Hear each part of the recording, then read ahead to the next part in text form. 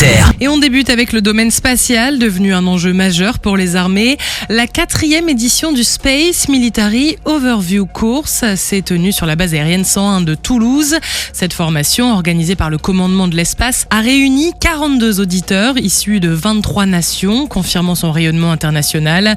Pendant 5 jours, les participants ont suivi un programme très riche, couvrant l'ensemble du spectre spatial, enjeux géopolitiques, innovation technologique, mais aussi emploi opérationnel des capacités spatiales. L'objectif est de construire une culture commune entre partenaires, essentielle pour évoluer dans un domaine où l'interopérabilité est déterminante. Ce cursus s'inscrit dans la stratégie spatiale de défense française, avec pour ambition de structurer une filière d'expertise et renforcer la capacité des armées à opérer dans un environnement de plus en plus contesté. Poursuite d'entraînement exigeante pour les troupes de montagne. À peine après avoir participé à l'exercice de l'OTAN Cold Response, exercice multinational en terrain libre aux côtés des 35 000 participants de 25 nations dans le Grand Nord pour développer l'interopérabilité entre les différentes nations et les capacités de combat et de manœuvre dans un environnement grand froid, le 27e bataillon de chasseurs alpins a conduit un nouvel entraînement bilatéral, cette fois en Écosse avec le Royal Regiment of Scotland. Une semaine d'instruction sur un terrain difficile qui a permis de travailler des savoir-faire essentiels au combat moderne, notamment en environnement dégradé et en terrain étranger. Au-delà des aspects techniques, cet entraînement vise surtout à renforcer la capacité à manœuvrer ensemble avec des procédures communes et un partage d'expériences.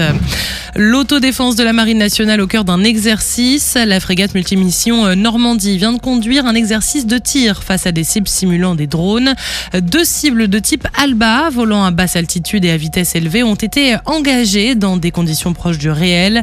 L'équipage a notamment travaillé sur la réactivité des systèmes de détection et d'engagement, ainsi que sur la précision du canon 76 mm, désormais couplé à une nouvelle conduite de tir. Malgré des conditions météorologiques difficiles, avec un brouillard dense limitant fortement la visibilité, les 2 cibles ont été neutralisées avec succès. Et nouvelle intervention capitale du GIGN pour une libération d'otages. Le GIGN est intervenu en un temps record pour libérer une mère et son enfant enlevés dans l'Yonne dans une affaire liée à une demande de rançon en crypto-monnaie.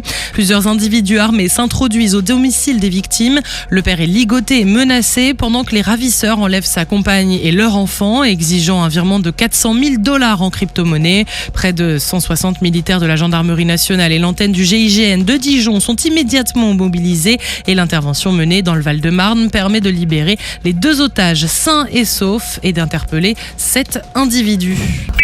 Sur terre, sur mer, comme dans les airs. Skyrock PLM, en équipe avec Uneo, la mutuelle des forces armées.